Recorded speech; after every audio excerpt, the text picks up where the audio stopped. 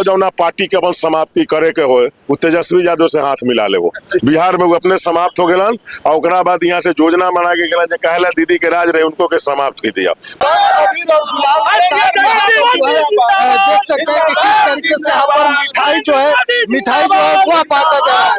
और यहाँ पर देख सकते हैं कि किस तरीके से यहाँ पर जो कल्याणपुर के बीजेपी कोटे से विधायक है सचिंदर प्रसाद सिंह वो यहाँ पर मिठाई जो है वो अपने समर्थकों को बीजेपी के कार्यकर्ताओं में जो जोश है वह देखा जा रहा है। कहीं न कहीं बंगाल में जिस तरीके से आज बीजेपी ने कब्जा किया है लगभग 15 साल से जो ममता बनर्जी की सरकार बंगाल में थी उसको आज भाजपा ने उखाड़ कर फेंक दिया है। और देखिए जीत बंगाल में हुई है और उसका सीधा असर बिहार में देखा जा रहा है। बिहार में जो बीजेपी के नेता है जो समर्थक है यहाँ पर रंग अबीर और गुलाल के साथ लड्डू जो है वह खिलाकर जो खुशी है वह जाहिर कर रहे हैं। कल्याणपुर के विधायक जो सचिंदर प्रसाद सिंह जी हैं उनके नेतृत्व में यहाँ पर रंग अबीर और मिठाई बांटकर खुशी जो है वह जाहिर किया गया। देखिए जीत बंगाल में हुई है उसका असर सीधे तौर पर बिहार में देखा जा रहा है। विधायक जी क्या कुछ कहिएगा बंगाल में 15 साल बाद? पहले तो आपके चैनल के सभी श्रोता दर्शक और सभी चाहने वाले को बहुत बहुत बधाई शुभकामना धन्यवाद देता हूँ और बंगाल की महान जनता को भी भाइयों बहनों को भी बहुत बहुत शुभकामना बधाई देता हूं जिसने ममता बनर्जी के कृत्रिम अत्याचार को समाप्त कर भारतीय जनता पार्टी का कमल खिलाया है। भारतीय जनता पार्टी के सेंट्रल टीम, बंगाल के स्टेट टीम और जितने लोग भारतीय जनता पार्टी के बंगाल में जाके परिवर्तन के वाहक बने हैं उन सबको बहुत बहुत बधाई देता हूं। और मैं आपको जानकारी देना चाहूंगा कि आदरणीय प्रधानमंत्री ने बंगाल के लिए जो सोचा है, इस देश के जो हम लोग के आधुनिक विश्वकर्मा है, बंगाल एक बेहतर बंगाल होगा, इस देश का एक आधुनिकतम राज्य बनेगा बंगाल और बंगाल में प्रगति भी होगा, बंगाल का उन्नति भी होगा, बंगाल में शांति भी होगा, अमन चैन भी होगा, बंगाल में कमल खिल गया। निश्चित रूप से बंगाल भारत के प्रमुख राज्यों में सबसे अग्रणी हो सकता है। अच्छा, बंगाल में आप खुद गए थे, लगभग 15-20 दिन आप रहकर वहाँ पर प्रचार प्रसार 1.5 महीने थे, क्या लग रहा था बंगाल के लोग किस समस्या से ज्यादा जूझ रहे? देखिए बंगाल के लोग सबसे ज्यादा वहाँ जो सरकार का कृत्रिम अत्याचार था, ममता बनर्जी के द्वारा जो कृत्रिम अत्याचार किया जाता था, ममता बनर्जी ने जो गांव-गांव में वार्ड में क्लब बना रखा है, क्लब के माध्यम से जो वहाँ वसूली होती थी, लोगों को बेइज्जत किया जाता था, जो चंदा नहीं देते थे उनके साथ कुकृत किया जाता था, मारपीट किया जाता था, लोगों को वोट नहीं देने दिया जाता था, उचित समय पर भारत सरकार की योजनाएं बंगाल में लागू नहीं होती थी। कई योजनाएं भारत सरकार की है जो बंगाल में लागू नहीं है, जैसे आयुष्मान कार्ड बंगाल में 5 लाख रुपया का जो कार्ड है बंगाल में लागू नहीं है, पीएम विश्वकर्मा योजना बंगाल में नहीं है। इसी प्रकार से आपको किसान सम्मान निधि का योजना 3 साल बाद लागू हुआ। इस प्रकार का बहुत सारा योजना जो भारत सरकार की योजना बंगाल में लागू नहीं है। और बंगाल में कोई भी अच्छा आदमी, कोई भी शांति प्रिय आदमी, प्रगतिशील उन्नतिशील आदमी जिसको बंगाल में ठीक से काम नहीं करने दिया जाता था, बंगाल में ठीक से स्वतंत्रता के साथ जीने की आजादी नहीं थी। दूसरे राज्यों के, बांग्लादेश के लोगों को बुला के वोटर बना के सिर्फ वोट लेने के लालच में उनको सुख सुविधा दिया जाता था, जिससे बंगाल के स्थानीय लोग काफी त्रस्त थे।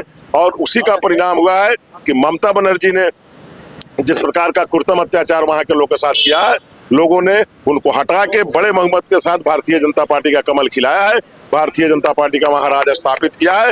भारतीय जनता पार्टी उस बंगाल को, पश्चिम बंगाल को एक बेहतर बंगाल बनाएगी। अच्छा, आप लोग का मेहनत कहीं ना कहीं रंग लाया। 15 साल एक लंबा समय से बीजेपी वहां पर अपना सरकार बनाना चाहती थी, लेकिन 15 साल बाद कामयाबी मिला आप लोग। देखिए कोई भी अच्छा काम करने में थोड़ा समय लगता है और संघर्ष करना पड़ता है, और चूंकि ममता बनर्जी जो काम करती थी, आप लोग को विश्वास था कि इस बार जीत? निश्चित रूप से विश्वास था, विश्वास के साथ हम लोग काम कर रहे थे, पूरा हम लोग को विश्वास था और विश्वास हम लोग का फलीभूत भी हुआ है। अच्छा, टीएमसी से एक सांसद वहाँ पर सियानी घोष कह रही थी कि आप लोग राम के नाम पर वोट मांग रहे हैं। देखिए राम इस देश के आदर्श है, तो अगर हम राम का नाम लेते हैं तो इसमें कोई बुराई नहीं है। मर्यादा पुरुषोत्तम में सबसे मर्यादित व्यक्तित्व के रूप में राम को माना गया है इस देश के लिए, इसलिए हम अपने आदर्श का नाम लेकर अगर कोई काम शुरू करते हैं, हमारे पिताजी अगर हमारे आदर्श हैं, हम उनका नाम लेकर अगर कोई काम शुरू करते हैं तो ये कोई बुरा बात नहीं है। ऐसे लोगों के लिए बुरा हो सकता है जिनका कोई सिद्धांत नहीं है, जिनका कोई चिंतन नहीं है, कोई संस्कार नहीं है, जिनकी कोई संस्कृति नहीं है। हमारी संस्कृति है, हमारा संस्कार है, हमारी विरासत है कि हम अपने आदर्श को आगे करके हम कोई काम करने चलते हैं अपने घर में, अपने माता पिता का नाम लेते हैं कि नहीं, अपने माता पिता का पूजार्थी करते हैं कि नहीं। तो राम पुरुषोत्तम, मर्यादा पुरुषोत्तम है, राम आदर्श है, इसलिए राम का नाम सबको लेना चाहिए। आपको क्या लग रहा है कि ममता बनर्जी से कहाँ इस बार चूक हुआ होगा?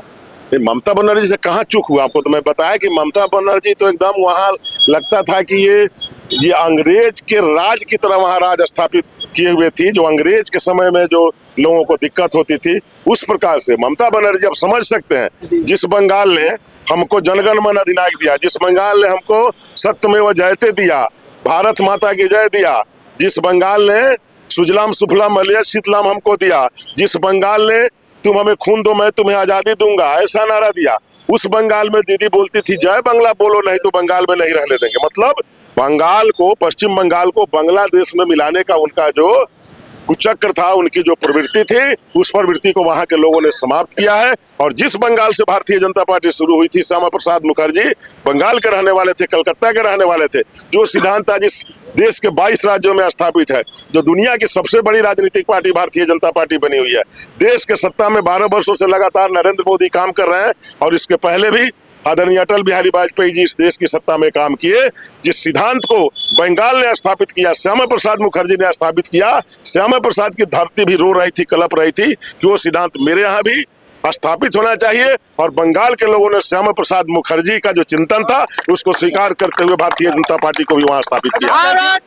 एक आखिरी सवाल लेंगे कि बिहार के नेता हैं तेजस्वी यादव, बंगाल में जाकर लगभग 4-5 दिन मेहनत किए थे वहां पर, जहां जहां प्रचार किए लगभग सीट पर। भाई भोजपुरी के बात ही बा जे जौना जौना पार्टी के अपन समाप्ति करे के होए वो तेजस्वी यादव से हाथ मिला ले। वो बिहार में वो अपने समाप्त हो गलन और ओकरा बाद यहाँ से योजना बना के गलन जे कहला दीदी के राज रहे उनको के समाप्त की दिया।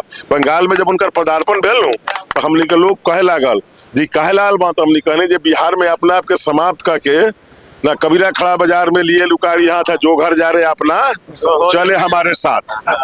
तो जे उनका साथे जाए वो अपन घर जराए या अपन घर जरा उरा के ओकरो घरी जरा के उनको लंका के दहन करके अपन आ गलन जे चलो भाई अब हम तो कुछ नहीं बनी, तू काहे कुछ रहबू ना, तोरो काम एकदम समाप्त हो जाओ। तो जाके उनको काम खत्म कर देला। चलिए बहुत बहुत बधाई, शुभकामनाएं। कल्याणपुर में इस वक्त मौजूद है हमारे साथ कल्याणपुर के विधायक माननीय सचिंदर प्रसाद सिंह थे। आप देख रहे हैं कि किस तरीके से बंगाल में आज बीजेपी की जीत हुई है और उसका सीधा असर बिहार में भी देखा जा रहा है। कल्याणपुर में जो यहाँ से लगभग 3 बार के विधायक है सचिंदर प्रसाद सिंह, उनके द्वारा यहाँ पर खूब जश्न मनाया गया है। रंग अबीर के साथ साथ लड्डू भी अपने समर्थकों में बांटकर साफ तौर पर खुशी जाहिर किया गया है। आप लोग क्या सोचते हैं कमेंट बॉक्स में राय जरूर दीजिएगा। धन्यवाद।